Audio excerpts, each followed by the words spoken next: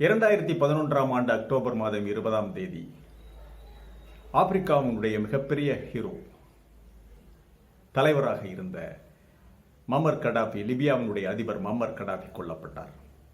Murmur கடாபியை கொல்வதற்காக மட்டுமே Barack Obama மற்றும் Hillary Clinton, அப்போதைய இங்கிலாந்தினுடைய பிரதமர் ஜேம்ஸ் காமரூன், இவர்களெல்லாம் சேர்ந்து உடனடியாக ஐரோப்பிய கவுன்சில், அதாவது ஐநா பாதுகாப்பு கவுன்சிலை கூட்டி அதில் ஒரு ரீசொல்யூஷன் பாஸ் பண்ணி கடாபியை கொலை செய்வதற்கு மட்டும் ஒரு ரீசொல்யூஷன் பாஸ் பண்ணுறாங்க. அதாவது ஆட்சி மாற்றம் ஏற்படுத்துவதற்கோ அங்கே ஜனநாயக தேர்தலை நடத்துவதற்கோ அல்ல, கடாபியை கொல்றதுக்கு மட்டும் ஒரு ரீசொல்யூஷன் பாஸ் பண்ணி நடவடிக்கை எடுக்கிறாங்க. அன்று 2011 அந்த அக்டோபர் மாதம் முழுவதும் நேட்டோவினுடைய அத்தனை யுத்த கப்பல்களும் லிபியாவை சுற்றி வளைத்து கொண்டு மத்திய தரைக்கடல்ல யாரும் ஒரு சுடுகுஞ்சி யாரும் உள்ள நுழைய முடியாமல் பிளாக்கெட் பண்ணாங்க.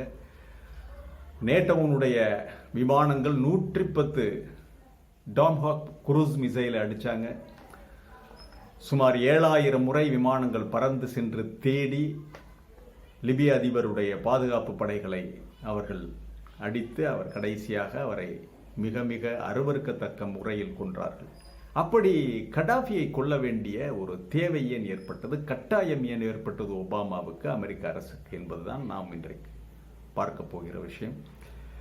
டீட்டெயிலாக நாம் லிபியாவினுடைய வரலாறு, எப்படி கடாபி வந்தார், என்னென்ன செய்தார், அவருடைய இன்டெலிஜென்ஸ் ஃபெயிலியர், ஆயில் ரிச், அவர் செய்த சாதனைகள், இப்போது உள்ள நிலைமை, இதையெல்லாம் பார்க்கலாம்.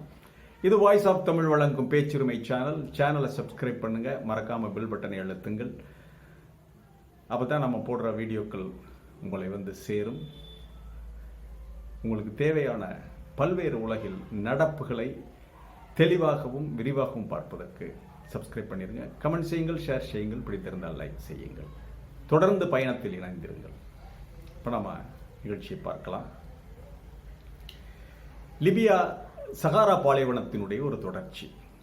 அதனுடைய மேற்கு பகுதியில் மத்திய தரைக்கடல் இருக்கு. இந்த பக்கம் ஒரு பக்கம், அதாவது தென்கிழக்காக எஜிப்டு, இந்த பக்கம் டூனிஸ், மற்றபடி சாட், அப்புறம் அந்த அல்ஜீரியா, அந்த பகுதிகள்லாம் வரும். லிபியா 1914 ஆண்டுகளில், அதாவது முதல் உலகப் போருக்கு பிறகு, முதல் உலகப் போர் சமயத்தில் லிபியாவில் மிகப்பெரிய ஒரு புரட்சி ஏற்பட்டது. யாருக்கு எதிராக? முசோலினிக்கு எதிராக. அந்த காலகட்டங்களில் புகழ்பெற்ற ஓமர் முக்தார், பாலைவன சிங்கம் என்று அழைக்கப்பட்ட ஓமர் முக்தார், அந்த படம் ஆண்டனி குயின் நடித்தது. உலகின் மிகச்சிறந்த திரைப்படங்களில் அந்த படமும் ஒன்று, ஒமர் முக்தார். அந்த ஒமர் முக்தார் அதன் பிறகு ஒமர் முக்தாரை அளவிற்கு மிகப்பெரிய ஹீரோவாக உருவெடுத்தவர் கர்னல் கடாபி. ஏன் கடாபி மேல இவ்வளவு வெஞ்சன்ஸ்? ஏன் இவங்க இப்படி, அமெரிக்கன்ஸ் நேட்டோ படை முழுவதும் இப்படி நடந்து கொண்டார்கள்? இன்றைக்கு நேட்டோ ஓடி ஒளிந்திருக்கிறது புடினை பார்த்து. ரஷ்யாவுக்கிட்ட முடியல, பலவீனர்களை எல்லாம் படை திரட்டி கொண்டு போய் எல்லாரும் ஒன்று சேர்ந்து மிதிப்பாங்க. ஆனால் பலமானவன்ட்ட மோதுறதுக்கு இன்றைக்கு நேட்டோ பயந்து அஞ்சி நடுங்கி பதுங்கி கொண்டிருக்கிறது. அது வேறு விஷயம். சிரிப்பாய் சிரிக்கிறது, மானம் போகிறது. சரி, நம்ம இந்த விஷயத்தை பார்ப்போம். அதாவது லிபியாவினுடைய ஆயில் ரிசோர்ஸ் வந்து மிகப்பெரிய ஆயில் ரிசோர்ஸ், லிபியாவுக்கு கிடைத்த வரம். அந்த ஆயில் ரிசோர்ஸஸ் வந்து முழுமையாக வெஸ்டர்ன் கண்ட்ரீஸ் நல்லா உறிஞ்சி சாப்பிட்டுக்கிட்டு இருந்தாங்க. இத்தாலி தான் அந்த உமர் முக்தாரை கொன்றதற்கு பிறகு இத்தாலியினுடைய கையில் நீண்ட நாள் இருந்தது. இத்தாலியர்கள் நிறைய பேர் அங்கே குடியிருந்தாங்க, நிறைய சிட்டிசன், பல்லாயிரம் பேர் இருந்தாங்க. அவங்களுடைய நேட்டோவுடைய அந்த இராணுவ தளங்கள் இருந்தன.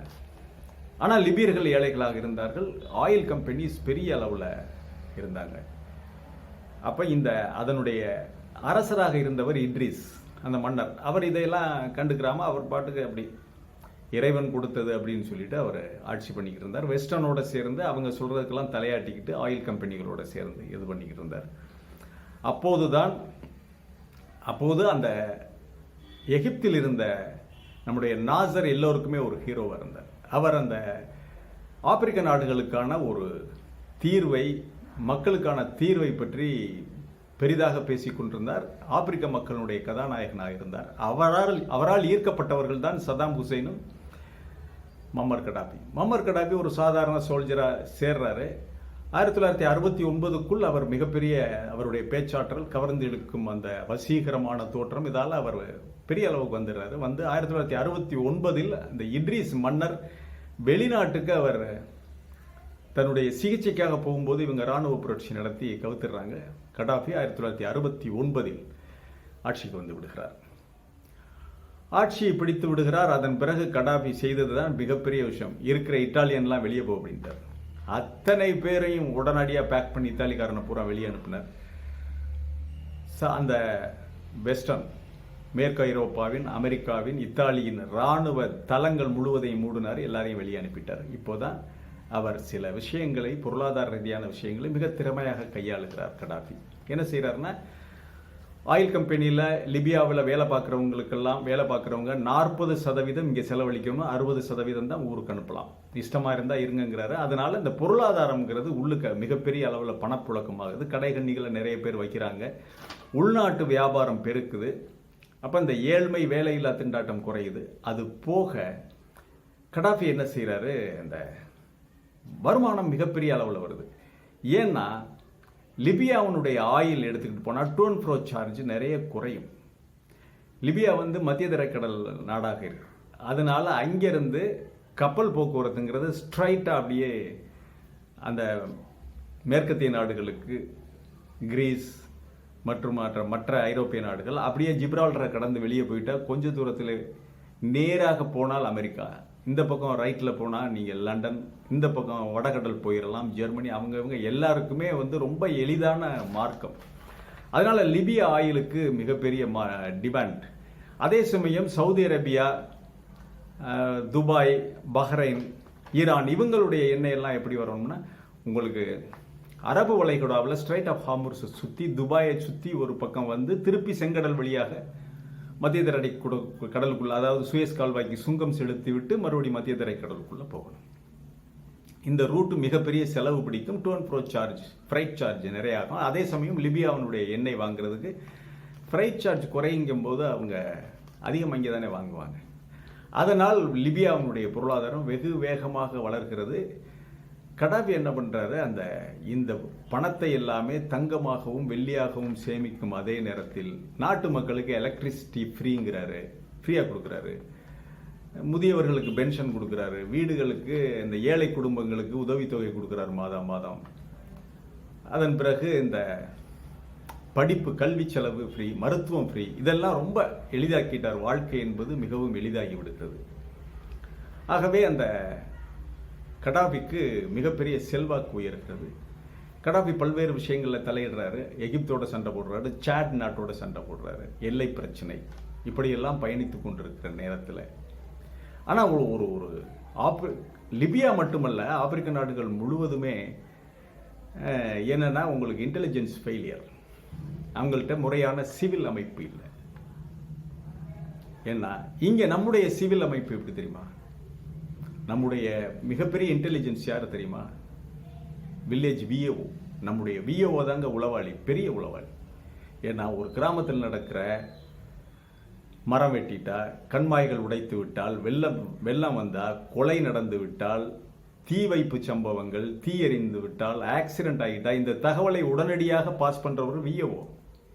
அவர் உடனடியாக தன்னுடைய மேலதிகாரிக்கு தெரிவிப்பார், தாசில்தாருக்கு போகும், அவர் நிமிஷத்துக்குள்ள கலெக்டருக்கு போயிடும். மிக அர்ஜென்ட்டாக இருந்தால் அது உடனடியாக தலைமைச் செயலாளருக்கு போய் முதல்வருக்கு போயிடும். அப்போ ஒரு 10-15 நிமிடங்களுக்குள்ள இந்த உளவு தகவல் போய் சேர்ந்துடும். ஆனால் அங்கே முறையான உளவு அமைப்பு லிபியா உள்ளிட்ட ஆப்பிரிக்க நாடுகள் இல்லை. அப்புறம் எப்படி அவங்க மக்களை தொடர்பு கொள்றாங்க? அவங்க வந்து இனக்குழுக்களா இருக்காங்க, பல்வேறு இனக்குழுக்கள். இப்போ ஃபார் அன் எக்ஸாம்பிள், சவுதியில் பார்த்தீங்கன்னா முகமது தோசரி ஃபேமிலின்னு அது ஒரு பங்காளி குரூப் இருப்பாங்க, அல் முட்லக்னு ஒரு குரூப் இருப்பாங்க, அத்னான்னு ஒரு குரூப், அவங்கெல்லாம் வியாபாரிகள், குரேஷின்னு இருக்காங்க. இப்போ இவங்களுடைய தொடர்ச்சியும் இருக்குது அங்கே லிபியாவில். ஆனால் லிபியாவில் அவங்களுக்கு வேற வேற பேர். அந்த இனக்குழுக்களுக்கு எல்லாருக்குமே தனித்தனியாக ஜமாத் கமிட்டி, அவங்களுக்கு மசூதி, தொழுகை, இதெல்லாம் இருக்கு. அப்போ எப்படி தொடர்பு கொள்றாருன்னா, கடாபி இந்த இனக்குழுக்களுடைய ஜமாத் கமிட்டிகள் மூலமாகத்தான் மக்களோடு தொடர்பு இருக்கிறது.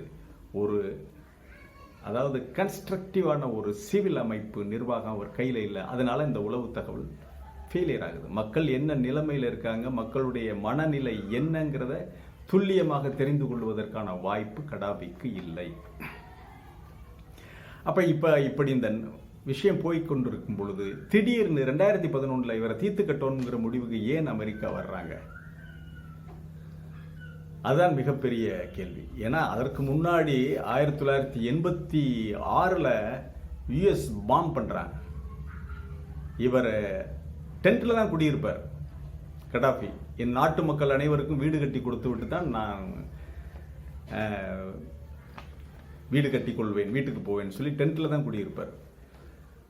அப்ப அவருடைய இந்த ஆயில் தகராறுகள் இந்த விஷயத்துல ரொனால்டு ரீகன் ஒரு டென்ட் மேல, ஒரு குடியிருந்த டென்ட் மேல ஒரு மிசைல் அடிக்கிறார். ஆனா அவர் அதிர்ஷ்டவசமாக அந்த அன்றைக்கு அங்கே இல்ல கடாபி.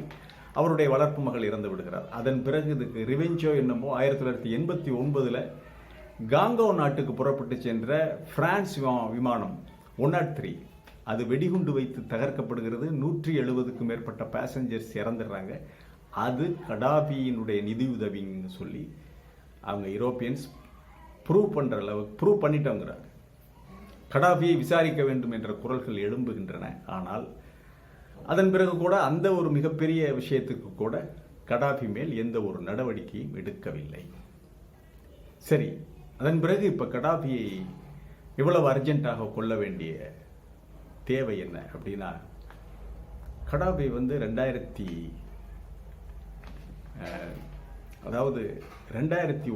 ஆண்டு அவர் ஆப்பிரிக்காவினுடைய சேர்மன் ஆகிறார். ஆப்பிரிக்கன் யூனியன் என்ற ஒன்றை உருவாக்கி இப்போ சமீபத்தில் நெல்சன் மண்டேலா அவங்கெல்லாம் சேர்ந்து தான் உருவாக்குறாங்க. அப்போ இந்த ஆப்பிரிக்க யூனியனுடைய தலைவராக 2009 ஆண்டு பதவியேற்கிறார். 2010 வரைக்கும் இருக்கிறார். இப்போ தான் அவர் புரட்சிகரமான சில திட்டங்களை எல்லாம் கொண்டுகிட்டு வர்றாரு ஆப்பிரிக்க யூனியனுக்கு. இந்த மக்கள்கிட்ட விழிப்புணர்ச்சி ஏற்படுத்தணும். ரீசோர்ஸ் நம்மக்கிட்ட தான் அதிகம். நம்ம இந்த புரட்சிகள் இதுகளை இந்த இராணுவ குழுக்கள் இந்த இனக்குழு சண்டைகளை எல்லாம் தீர்த்து வைக்க வேண்டும், பொருளாதார ரீதியாக மக்களை முன்னேற்ற வேண்டும் என்பதற்காக பான் ஆப்பிரிக்கனிசம் அப்படின்னு ஒரு விஷயத்தை கொண்டு வர்றார். கடாபியினுடைய கட்சிக்கு பேர் சோசியலிச கட்சி. அவர் சோசியலிச சிந்தனை உள்ளவர். அதைத்தான் தன்னுடைய கட்சிக்கு பேராக ஜமாகிரியான்னு வைக்கிறார். அவர் ஜமாகிரி தான் அவருடைய கட்சிக்கு பேர், சோசியலிச கட்சி. அதே கான்செப்ட்ல கடாபி என்ன செய்யறார், இந்த பான் ஆப்பிரிக்கா விஷயத்தை கொண்டுகிட்டு வர்றாரு. அவர் 2 விஷயம். ஒன்று, ஆப்பிரிக்க நாடுகளுக்குள்ள உள்ள தகராறுகளை தீர்ப்பது. 2, ஆப்பிரிக்காவுக்கான ஒரு டாலர், கோல்டன் டாலர்னு சொல்லி அதை உருவாக்குறது. ஆப்பிரிக்காவுக்காக ஒரு தனி டாலர் உருவாக்குறேன்னு சொன்ன உடனே இதுதான் அமெரிக்காவை உலுக்குகிறது. அமெரிக்காவிற்கு ஆஹா, கடாபியை உயிரோடு விட்டால் ஆப்பிரிக்காவுக்குன்னு ஒரு டாலர் உருவாக்கிட்டா அவ்வளவுதான் முடிஞ்சது. Why he was killed. Gaddafi was captured by the National Transitional Council forces in Libya and was killed after several accusations.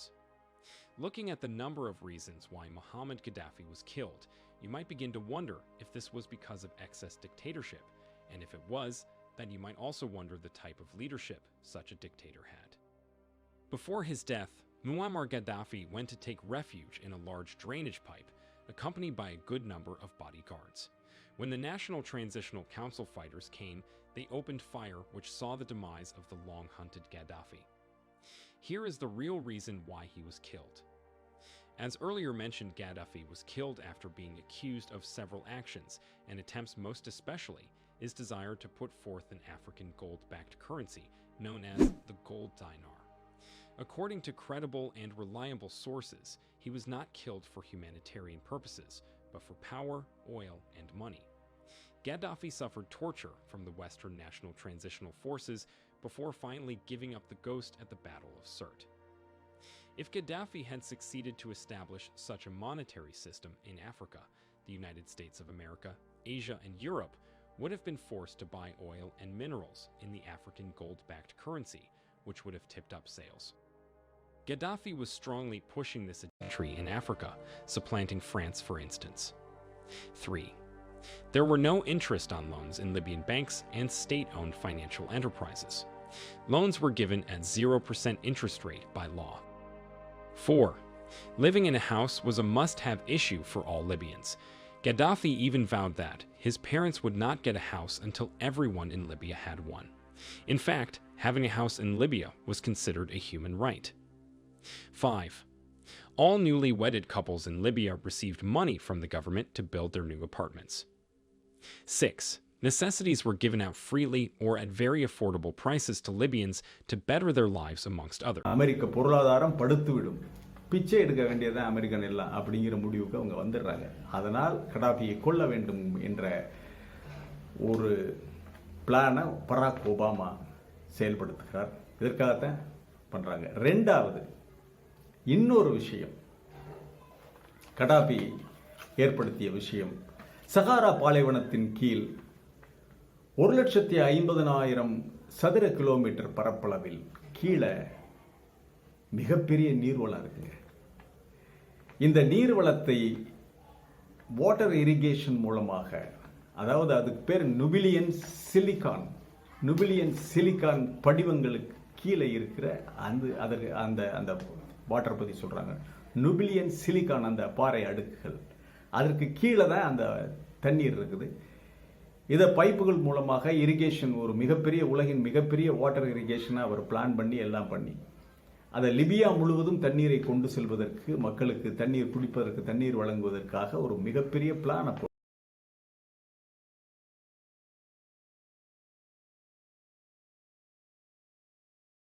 இந்த பிளானுக்கு இவர் IMF கிட்ட இருந்து கடன் வாங்கல. கடாபி IMF இடம் இருந்து கடன் வாங்கவில்லை. ஆகவே இதுவும் அவங்களுக்கு மிகப்பெரிய ஷாக். கடாபி லிபியா தன்னுடைய சொந்த பணத்தில் செலவிடும்னு சொல்லியிருக்காரு. எல்லாருக்கும் ஆச்சரியம். இவ்வளவு பெரிய திட்டம், எவ்வளவு பல ட்ரில்லியன் டாலர்கள் செலவு பிடிக்கிற இந்த திட்டத்தை செயல்படுத்துறேங்கிறாரு. அதுக்கு IMF கடன் வேணாங்கிறாரு. அப்ப லிபியாவுக்கிட்ட என்ன இருக்குன்னு தோண்டி துருவுறாங்க. அப்பதான் அவங்கள்ட்ட மலை போல் தங்கம் குவிக்கப்பட்டிருப்பதும் அதே அளவிற்கு வெள்ளி இருப்பதும் தெரிய வருகிறது. அவ்வளவு ஸ்டோரேஜ் பண்ணியிருக்காரு கடாபி. அவர் நாட்டுக்கு, அவர் மக்களுக்கு அவர் பண்ணியிருக்காரு. இது இவங்களுக்கு என்ன? அதனால் கடாபியை தீர்த்து கட்டிவிடுவது என்று முடிவு செய்கிறது அமெரிக்கா. பராக் ஒபாமா இந்த கொலைக்கான திட்டத்தை தயாரிக்கிறார். சரி, இந்த திட்டம் எப்படி செயல்படுத்தப்படுகிறது? அதாவது இன்டெலிஜென்ஸ் ஃபெயிலியர்னு சொன்ன முதல்ல, இப்ப இன்டெலிஜென்ஸ் ஃபெயிலியர் சொன்னோம். இதுல நீங்க பார்க்க வேண்டியது என்னன்னா, நாட்டில் கிராமப்புறங்களில் நடக்கின்ற எந்த ஒரு விஷயமும் சில நிமிடங்களில் சென்று சேர வேண்டும். ஆனால் நாள் கணக்கில் கூட அங்கே நடப்பது தெரியாத அளவிலே கடாபி இருக்கக்கூடிய சூழ்நிலையில் தான் அந்த இன்டெலிஜென்ஸ் இருக்கு. அதனால இவங்க என்ன பண்றாங்க, சூழ்நிலையை மிக சாமர்த்தியமாக பயன்படுத்திக்கிறாங்க. அமெரிக்கா தன்னுடைய CIA உளவாளிகளை அனுப்புறாங்க. CIA உளவாளின்னா ரொம்ப அந்த காம்பாக்ட் கழுத்தில் இது மாட்டிக்கிட்டு, ஹெல்மெட் மாட்டி, இந்த இதெல்லாம் ஹெட்ஃபோனோட இது பண்ணி, ஃபயர் ஆர்ம்ஸோட இப்படி வரமாட்டாங்க. அவன் கஞ்சிக்கு செத்த மாதிரி வருவான், ஒரு ஃபாதர் மாதிரி வருவான், பத்திரிகையாளர் மாதிரி வருவான், அல்லது மத போதகர் மாதிரி வருவானுங்க. அவனுக்கு பார்க்கறது கன்றாவியா இருப்பானுங்க. ஆனால் அவன் CIA. அவன் என்ன செய்யறான், உள்ள நுழைஞ்சு இந்த ஈஸ்டர்ன் ப்ராவின்ஸ், பெங்காசி, தப்ருக் இந்த பகுதியிலெல்லாம் போய் தனித்தனி இனக்குழுக்கள் இருக்கிறவங்களெல்லாம் கண்டறிஞ்சு அவங்கள்ட்ட பேசுறான். இங்க பாருங்க, இவ்வளவு ஆயில் ஃபீல்டு உங்க பக்கத்துல இருந்து ஆயில் எடுக்கிறான், ஆனா உங்களை சாதாரணமாக தான் வச்சிருக்காங்க. ஏதோ நாய்க்கு தூக்கி போடுற மாதிரி, நாய்க்கு குட்டிக்கு தூக்கி போடுற மாதிரி உங்களுக்கு எலக்ட்ரிக் ஃப்ரீ, அது ஃப்ரீ, இது ஃப்ரீ, சாப்பாடு போடுறான், இது பண்ணுறான், நீங்கள் பார்த்துக்கிட்டு இருக்கீங்க. ஆனால் இதையெல்லாம் வச்சு இவன் நல்லா சுகபோகமாக இருக்கான். பல ட்ரில்லியன் டாலர்கள் தங்கத்தை குமிச்சு வச்சிருக்கான். உங்களுக்கெல்லாம் தெரியுமா? இதனால் உங்களுக்கு என்ன பயன் அப்படின்னு கொஞ்சம் கொஞ்சமாக கரைக்கிறான். டாலர்ஸ் அது இதையெல்லாம் கொடுத்து அவங்க மனசை மாத்துறாங்க.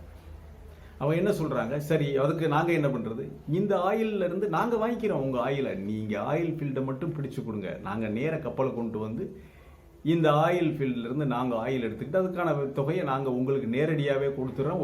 புது பணக்காரனா நீங்களே புது பணக்காரனாகுங்க, இதை தனியா பிரிச்சுக்கிறீங்க, இங்கே இருந்தே பெங்காசி இந்த எல்லாம் சேர்த்து தாபூருக்கெல்லாம் சேர்த்து ஒரு பகுதியா நாடா இது பண்ணுங்க, பெரிய செல்வாக்கான பணக்கார நாடாகலாம், எங்களை நாங்களே ஆயில் வாங்கிக்கிறோம் அமெரிக்கா அப்படின்னு சொல்லி டாலர்களையும் இறக்குறேன், ஆயுதங்களையும் இறக்குறேன். இது எதுவுமே கடாபிக்கு தெரியாது. ஏன்னா மத்திய தரைக்கடல்ல இருந்து நேர அந்த பெங்காசி அந்த சைடுகளுக்கு அந்த மிகப்பெரிய நீல கடற்கரை, இவர் தலைவர் கடாபி இதையெல்லாம் அவர் அந்த இன்டெலிஜென்ஸ் ஃபெயிலியர், உளவு தகவல் இல்லை.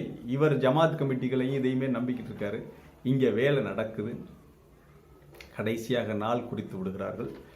கடாபி 2011ஆம் ஆண்டு ஆப்பிரிக்க யூனியன் தலைவர் பதவியிலிருந்து இறங்கி அவர் லிபியாவுக்கு மட்டும் அதிபராக தொடர்கிறார். ஆனால் அந்த பான் ஆப்பிரிக்கன் விஷயம், அந்த டாலர் உருவாக்குற விஷயம் தொடருது. அதை பற்றி ஆப்பிரிக்க நாடுகள் பெரிதாக பேச ஆரம்பிக்கிறார்கள். ஆப்பிரிக்க நாடுகளில் மிகப்பெரிய பேசுபொருளாக இது வளர்கிறது. அதே போல லிபியாவினுடைய வாட்டர் இரிகேஷன் சிஸ்டம், இதுவும் லிபியா முழுவதும் பேசுபொருளாக இருக்குது. இந்த வாட்டர் இரிகேஷனையும் தகர்க்க வேண்டும். இந்த பான் ஆப்பிரிக்கன் விஷயம், இந்த ஆப்பிரிக்க டாலர், இதற்கெல்லாம் முடிவெட்ட வேண்டும் என்றால் இதையெல்லாம் எடுத்து செய்வதற்கு கடாபி ஒருத்தன் தான் இவனை கொன்றுறதுன்னு முடிவு பண்றான். அப்படி இறங்கி தான் அந்த இனக்குழுக்களை எல்லாம் ஒன்று திரட்டி இனக்குழுக்களை எல்லாம் இது பண்ணி ஆயுதங்கள் கொடுத்து டாலர்கள் கொடுத்து வளர்ச்சி இது பண்ணி கலகத்தை உருவாக்குறாங்க. ஆனால் அவர்கள் எதிர்பார்த்தது போல அந்த கலகத்தில் கடாபி தாக்கு பிடிக்கிறார். அவங்களால ஆயில் ஃபீல்டை கைப்பற்றிட்டாங்க. ஆயில் ஃபீல்டுகள் சில எண்ணெய் கிணறுகளை கைப்பற்றி அவங்க விற்க ஆரம்பிச்சிடுறாங்க அமெரிக்கன் கம்பெனிகளுக்கு. கப்பல் கடற்கரைக்கு வருது, அங்கே பேரலாக அனுப்பி கள்ளத்தனமாக விற்க ஆரம்பிச்சிட்டாங்க. டாலர்களை எண்ண ஆரம்பிக்கிறாங்க. அவங்களுக்கு ஒரே சந்தோஷம். அதனால குரூப் சேருது, ஆயுதங்களை கொடுக்குறாங்க. இளைஞர்கள் எல்லாருமே வந்து ஆயுதம் ஏந்தி அது குரூப்பா ஒவ்வொரு இனக்குழுவா இது பண்ணிடுறாங்க. ஆனால் இது இவங்களை கண்ட்ரோல் பண்ண முடியலை. இது இப்பதான் விஷயம் கடாபிக்கு தெரியுது. அப்ப இது ஒரு நல்ல விஷயமா அமெரிக்காவுக்கு, கெட்டதிலையும் நல்ல விஷயமாக ஒன்று நடக்கிறது. என்னன்னா, கடாபி ட்ரிபோலியிலே மேற்கே இருக்கின்ற ட்ரிபோலியில் இருக்காம இவர் தானே இந்த இனக்குழுக்களை தமக்கு தெரிஞ்சவங்க தானே சமாதானப்படுத்தி விடலாம் என்று புறப்பட்டு ஒரு கான்வாயோட வர்றார். தகவல் தெரிவிச்சிடுறாரு, நான் வர்றேன், உங்களை சமாதானப்படுத்த வர்றேன், என்ன விஷயம் நம்ம பேசி தீர்த்துக்கிறோம்னு சொல்லி. இந்த இனக்குழுக்களை சமாதானப்படுத்துவதற்காக கடாபி புறப்பட்டு வருகிறார் என்ற விஷயம் அமெரிக்காவுக்கு தெரியுது. சமாதானம் செய்ய போகிறார் கடாபி அப்படின்னு. அப்போ இவங்க என்ன பண்ணுறாங்க, கரெக்டாக எத்தனாம் தேதி அக்டோபரில் வர்றாரு, தயாராகிட்டாங்க. அர்ஜென்ட்டாக உடனே கூப்பிடுறாங்க. அன்றைய தேதியில், அன்றைய நிலையில் ரஷ்யா பொருளாதார ரீதியாக வீழ்ந்து கிடக்கிறது. அவங்களுடைய ஆயுத வசதி எதுவுமே சரியில்லை. புடின் அப்போதுதான் ரஷ்யாவை கட்டமைத்து கொண்டிருக்கிறார். அவருக்கு உதவி பண்ணுறதுக்கு ஆட்கள் இல்லை. அதே சமயம் கடாபி ஒரு தவறு செய்கிறார். ஆப்பிரிக்க அளவில் இந்த விஷயத்தை பெருசாக கொண்டு போகல. அவர் பல்வேறு தலைவர்களை கூப்பிட்டு தனக்கு ஆதரவாக பேச வைக்க, அமெரிக்காவுக்கு எதிராக, அப்போது அமெரிக்கா வந்து மிகப்பெரிய லெவலில் இருக்காங்க. 2011 எதிர்ப்பதற்கு யாருமே இல்லை. நேட்டோவுடைய பொற்காலம் என்று சொல்லலாம். அந்த நிலைமையில் இருக்கிறாங்க.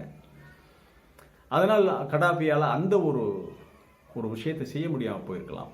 அதே சமயம் கடாபி நேர சமாதானப்படுத்துறதுக்காக போயிருக்காரு. ஒபாமா உடனடியாக கவுன்சிலை கூட்டி, செக்யூரிட்டி கவுன்சிலை கூட்டி ஒப்புதல் வாங்கிட்டு ஈஸ்டர்னுக்கு பெங்காசி பக்கம் வந்த உடனே அவன் பிளாக்கெட் பண்ணிட்டான். பிளாக்கெட் பண்ணிட்டு திரும்பி கடாபி போக முடியாமல் அங்கங்கே விமான தாக்குதல்கள், அதான் 7000 முறை தேடி 7000 முறை அந்த நேட்டோ விமானங்கள் கடாபியை தாக்குகின்றன. அவருடைய கான்வாயை தாக்கி அழிக்கிறது. 110 டாம்ஹாக் மிசைல்களை ஏவுகிறார்கள். இறுதியாக கடாபியை தனிமைப்படுத்துகிறாங்க. அவருடைய கான்வாய் சிதறுகிறது. அந்த கடாபியை தனிமைப்படுத்தி அவரை அசிங்கப்படுத்தி அருவருப்பான முறையில் கொன்று அவருடைய கதையை முடிக்கிறார் ஒபாமா. அதன் பிறகு பராக் ஒபாமா தன்னுடைய சொந்த அமெரிக்க கான்சுலேட்டையே பலி கொடுத்தார். ஒபாமா ஒரு மாதிரி ஒரு மோசமான மனிதனை இந்த உலகம் பார்த்திருக்கவே முடியாது. அவன் ஒரு சங்கி. இந்த அனுமன் சிலையை எப்பவும் ஒரு கோட் பாக்கெட்டுக்குள்ளே வச்சிருப்பார் ஒபாமா. தன்னுடைய ஆளையே, தன்னை நம்பி இருந்த தன்னுடைய கவுன்சிலேட்டரை காப்பாற்ற முடியவில்லை. அது ஒரு விரிவாக பேச வேண்டிய விஷயம். அடுத்த எபிசோட்ல நான் சொல்றேன் அதை பற்றி. இப்படி கடாபியினுடைய கதை முடிந்தாலும் அமெரிக்காவுடைய நிலை என்ன தெரியுமாச்சு? இப்பதான், அதாவது கடாபியினுடைய கதையை முடிச்சுட்டாங்க. ஆனால் அவர்களால் உள்ளே இருக்க முடியல. இனக்குழுக்கள் ஒன்றுக்கொன்று சண்டை போடுறாங்க. இந்த ஆயில் ஃபீல்டு என்னுடையது, இது என்னுடையது, அது என்னுடையதுன்னு. அதே சமயம் கடாபிக்கு ஆதரவாக ட்ரிபோலி பக்கம், இந்த பக்கம் இருக்கிற கடாபி செய்துதான் சரி அப்படின்னு சொல்லி கடாபி தான் இந்த நாட்டை உருவாக்கினார், கடாபி தான் இந்த நாட்டு மக்களுக்கு விடியலை காட்டினார், ஏழைகளை மேம்படுத்தினார்னு சொல்லி இருக்கிறாங்கல்ல. அந்த வாட்டர் இரிகேஷன்லாம் போச்சு.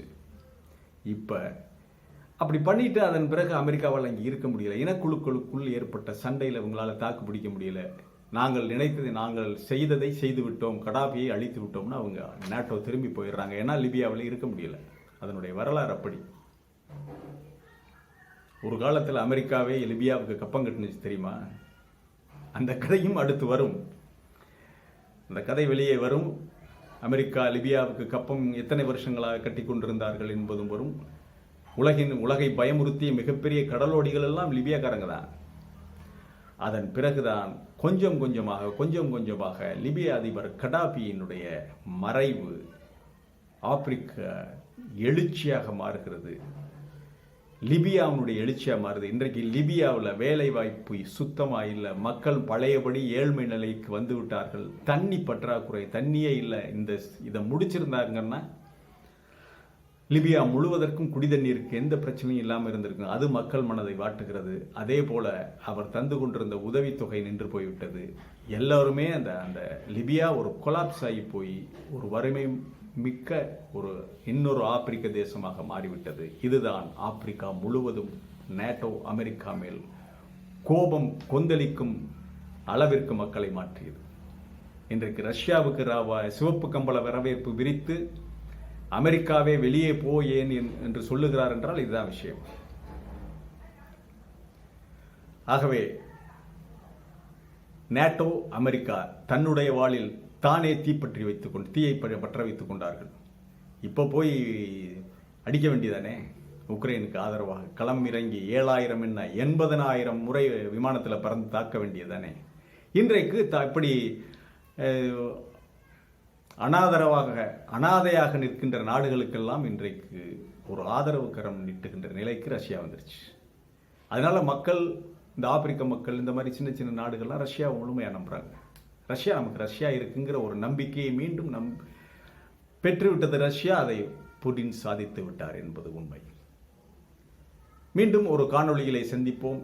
இது வாய்ஸ் ஆஃப் தமிழ் வழங்கும் பேச்சுரிமை சேனலை சப்ஸ்கிரைப் பண்ணிட்டு மறக்காம பெல் பட்டனை அழுத்துங்கள். கமெண்ட் செய்யுங்கள், ஷேர் செய்யுங்கள், பிடித்திருந்தால் லைக் செய்யுங்கள். நன்றி, வணக்கம்.